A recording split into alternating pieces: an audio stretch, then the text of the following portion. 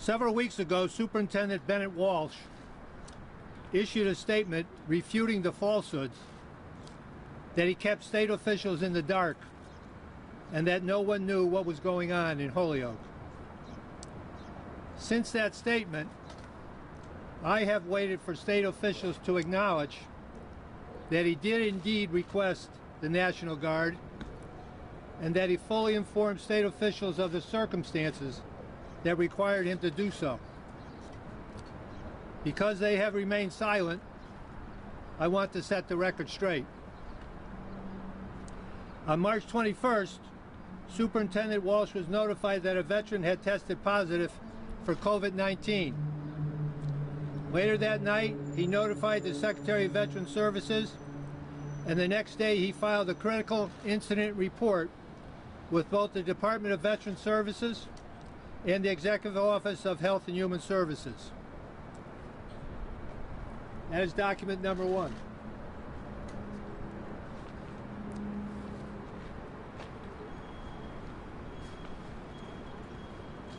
In that same, both the Department of Public Health and the Holyoke Board of Health were notified.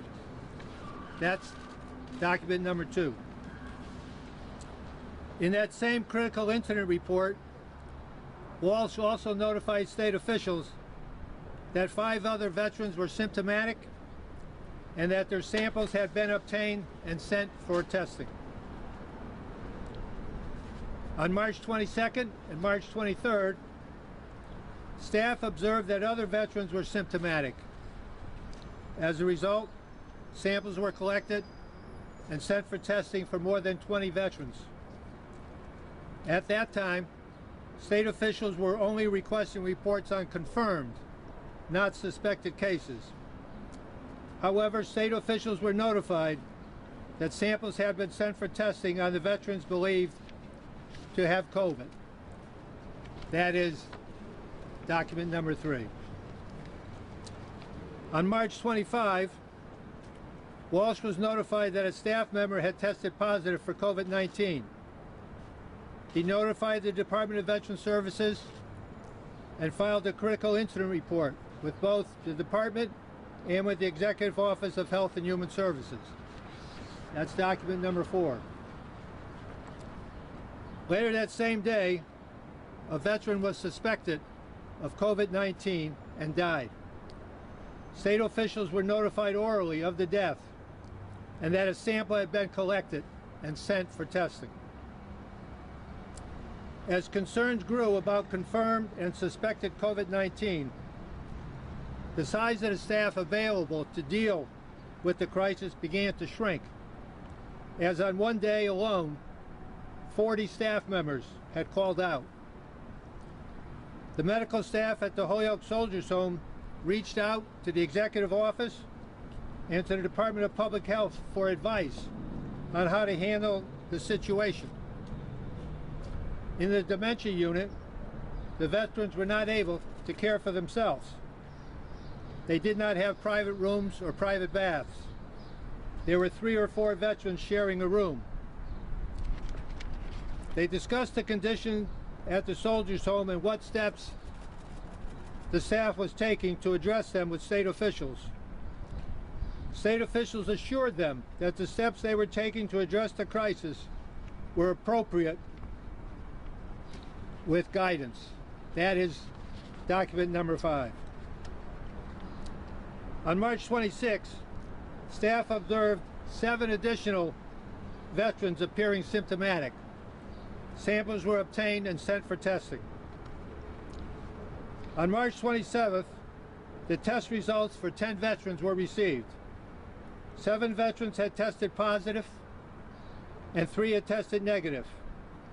Test results for 18 veterans were still pending. Walsh texted these results to DVS. That's document number 16. At about 11:59 a.m., a COVID-19 case tracker report was filed. That is an official report to be sent to Boston. That is exhibit number 7. This report was updated later at about 3:41 p.m. That's document number 8.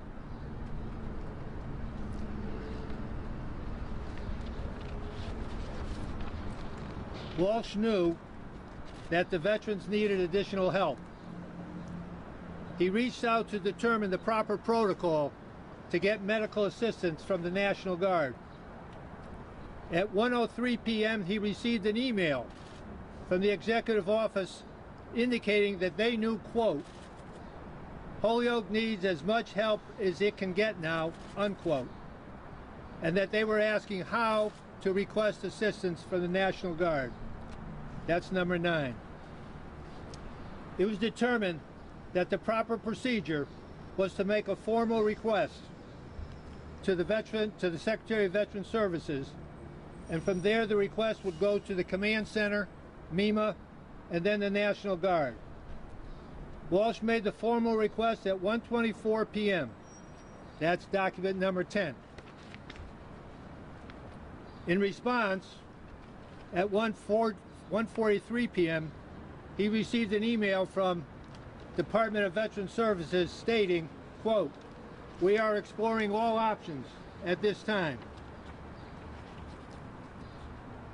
And when you see the document, you'll see that we are exploring all options at this time makes reference to the request for National Guard medical assistance.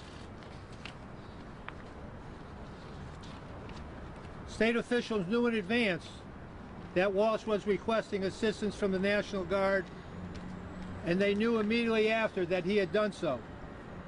Yet no one has come forward to confirm this fact publicly.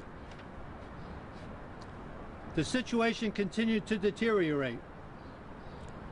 Walsh updated the Executive Office and the Department of Veteran Services at 4:11 p.m. and indicated there were 2 additional veterans who had tested positive for COVID-19, and also that a veteran who had tested positive for COVID-19 had died. Out of concern for his staff, Walsh requested grief counselors be provided to help them deal with the crisis.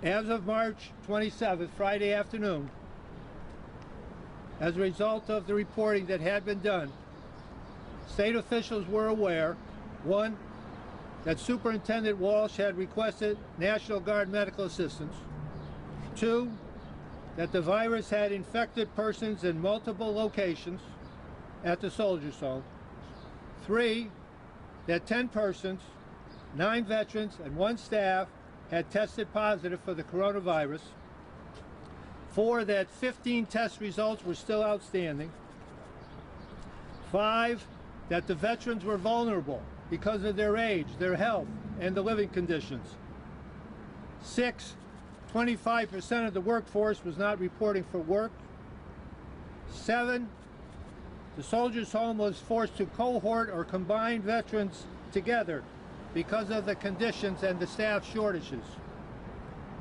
And 7, 2 veterans had died. 1 death was confirmed COVID, and the other was suspected. By March 27th, a crisis caused by the coronavirus had erupted at the Holyoke Soldiers Home. Sometime in the afternoon, Walsh was informed that his request for National Guard assistance was turned down. He was never contacted by the command center, so we do not know if they ever received the request, or if they did, what attention they gave to it. We do know that the National Guard, 160 members of the National Guard, were available to respond 2 days later. On Saturday, at 11:38 a.m., another case tracker report was filed. The number of positives was now 10 veterans positive and 2 staff members positive. On Sunday morning at 11:21 a.m., Walsh sent a text to the secretary indicating there were now 10 veterans and 2 staff members who were positive, and that there were 2 confirmed COVID-19 deaths. Several veterans had died over the weekend, and on Sunday morning, Walsh did not yet know how many of the deaths were COVID-19 related. Some test results were pending. and several of the veterans who died were in the hospice program, and confirmation that their deaths were related to COVID-19 was necessary. At 2:48 p.m., another case tracker was filed indicating there were now a total of 15 positive veterans, 15 veterans who had tested positive, and 4 staff members who were positive. At 4:18, Walsh set up a conference call to be held with the Board of Trustees on Monday at 5 p.m. to update them on the situation. At 4:31 p.m., legal counsel reported to Walsh that he had determined that there were now 4 deaths confirmed for COVID and 4 deaths with test results still pending. Walsh was scheduled to provide this information to the department at the Monday morning conference call at 10:30 the next day. Legal counsel indicated that the information regarding the deaths was passed orally to state officials.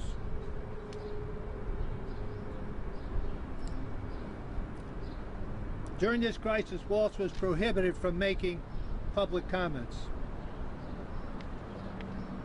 He was prohibited from releasing information to the public or making any public comments without prior approval of state officials, and I'll give you a little bit of the background. On November 25, 2019, the Pledge to Patriots organization provided a check to the Soldiers Home for $43,000. This money was the proceeds from the 2019 Holyoke motorcycle run. The check presentation ceremony took place in the canteen at the Soldiers Home so that the veterans could participate and the Pledge to Patriots organization could directly thank the veterans for their service.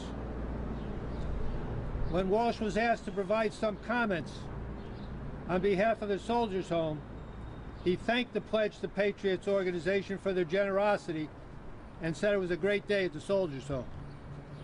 However, because Walsh had not received prior approval for his impromptu remarks from state officials, a letter of reprimand was placed in his file by the Secretary of Veterans Services.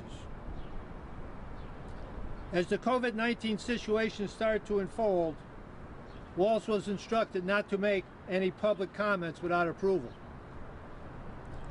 On March 28th, the Soldiers Home received a press inquiry from Channel 22. This is attachment number 18. This inquiry raised several issues, including the fact that Channel 22 wanted to confirm the reports that they had heard that there was a death related to COVID at the Soldiers Home. Walsh was instructed not to respond. The response that Channel 22 received, however, from state officials was incomplete and misleading, and it did not confirm that there was a COVID-19 related death, although everyone in the facility and state officials knew that there was. This failure to inform the public that a veteran had died because of COVID-19 was the action of state officials, not Superintendent Walsh. On Sunday night, Walsh received a call from the mayor in Holyoke. He was a public official, and the Soldiers Home had been communicating regularly with the Board of Health. Walsh informed him of the situation he had of the information he had regarding the situation. The very opposite of trying to keep people in the dark, as has been alleged. Walsh did this without prior approval. State officials were livid that Walsh had talked to local officials about the Soldiers Home without their prior approval. It triggered an unusually heated response from state officials that resulted in his suspension. I believe this is why he was suspended and placed on leave.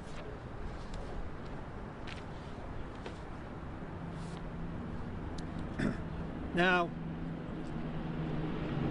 before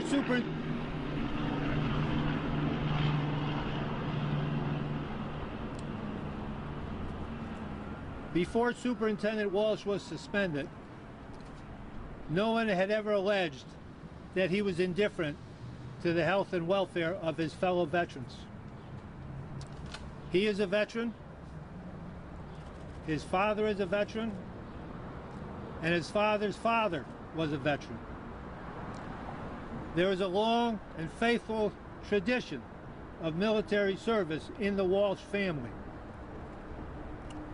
Bennett Walsh was in the Marine Corps for 24 years and retired as a lieutenant colonel. He was deployed many times on behalf of our country. He served in Somalia, Iraq, Afghanistan. He also was deployed on a humanitarian mission to Japan. Many of you will recall that on March 11, 2011, a tsunami hit Japan. There was widespread death and destruction. The United States responded with aid to the people of Japan. On March 13th, Walsh landed in Japan and reported to the command center for all U.S. forces for assistance to Japan. For the next 30 days, he helped to coordinate the American response. This operation was called Operation Tomodachi. When he returned to Springfield after his military service, Walsh applied for the position of superintendent. When he was appointed to the position, he was thrilled that as a civilian, he would still be able to work on behalf of his fellow soldiers and to maintain a connection with the military. From the moment he was sworn in 4 years ago until the moment he was suspended, he treated his fellow veterans with dignity, respect, and affection. Throughout his tenure as superintendent, his actions were always motivated by concern for the veterans and their families. For anyone to suggest that he covered up, concealed, or tried to hide a public health crisis affecting the veterans he was committed to serve is a slander on his good name. Today, his thoughts and prayers continue to be with the veterans whose lives have been lost and their families. So I thank you. So I'll get back here and answer whatever questions anybody might have. If you want to have the documents and the statements sent to you right now, give your card right now to Mary, and we will do that right this moment.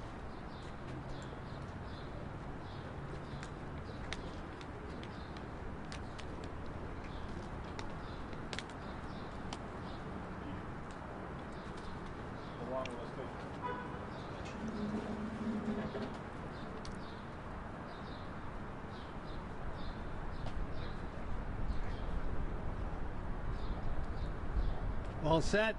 Sir, so if your client isn't to blame, who is to blame? Because the buck has to stop somewhere. So is this the governor's fault? What I'm addressing today are the specific allegations of Mr. Walsh against him that he concealed, kept everybody in the dark, and that he did not, in fact, reach out for help when he knew the veterans needed help. I'm not competent to answer the question you propose. Investigations are going on. I don't have access to all of the files.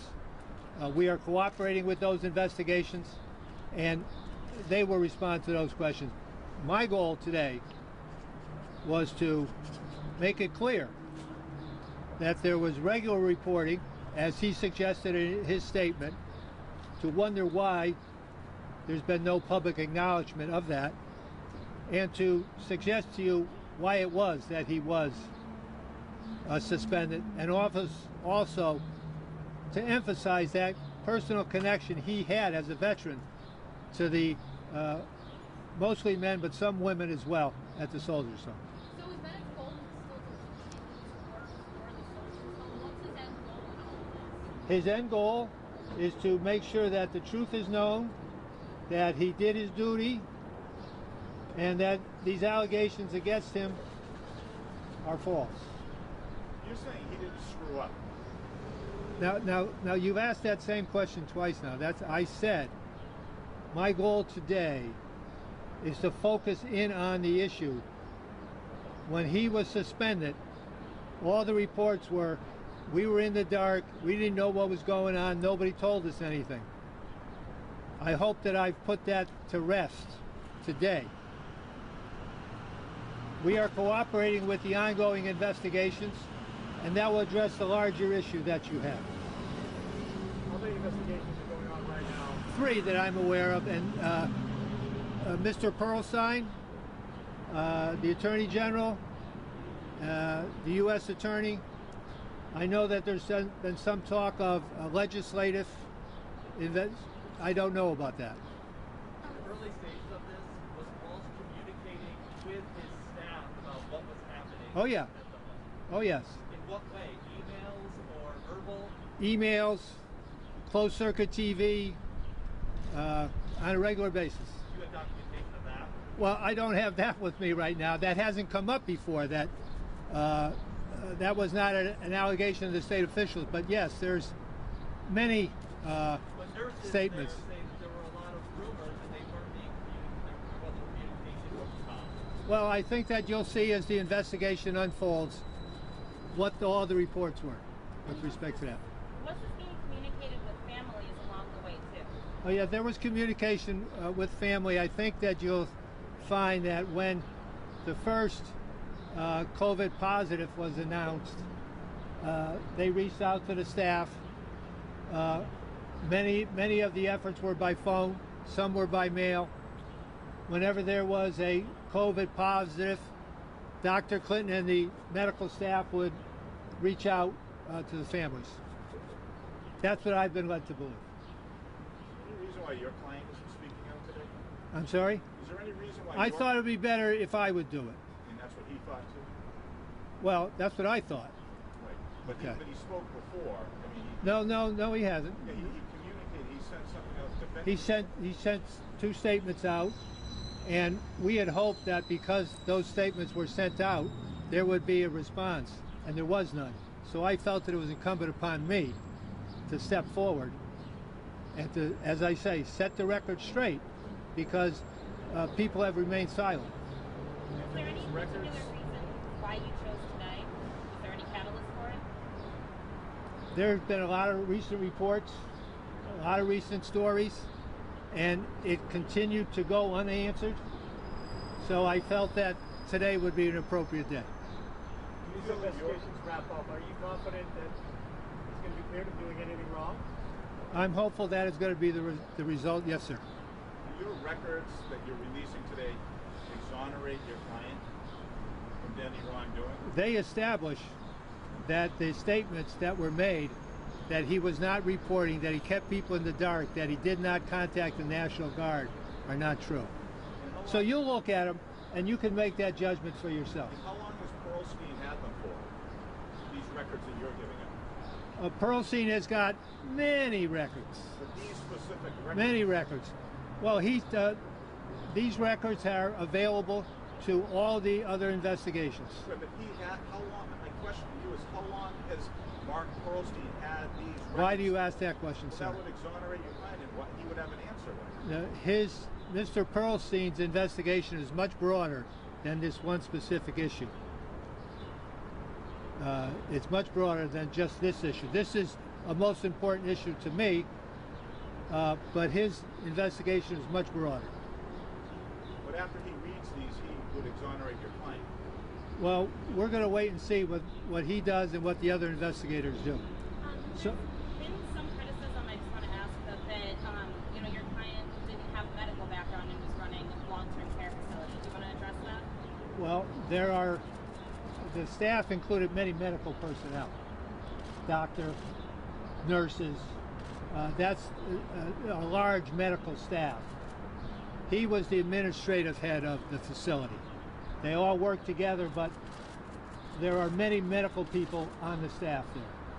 What kind of action plan was in place for a medical emergency or situation well prior to this outbreak taking place? Yeah. They had been working on it. They had been receiving updates from the state. They had just gone through a flu protocol where there was a fear of the flu outbreak in February. They were still on the flu protocol, extensive cleaning, things of that nature. That was ongoing. Is someone making your client the fall guy here, or the scapegoat in all this? I'm telling you that allegations have been made. I hope that my presentation today satisfies you that those allegations are not true. So why don't... Sorry, last question. No, go ahead. Do they have a plan specific to coronavirus, or was it just following up that flu outbreak in February? Like a Oh plan no, for there was lots going on with respect to the coronavirus. And again, I can't answer all of those questions, and I'm not trying to. Okay? All right.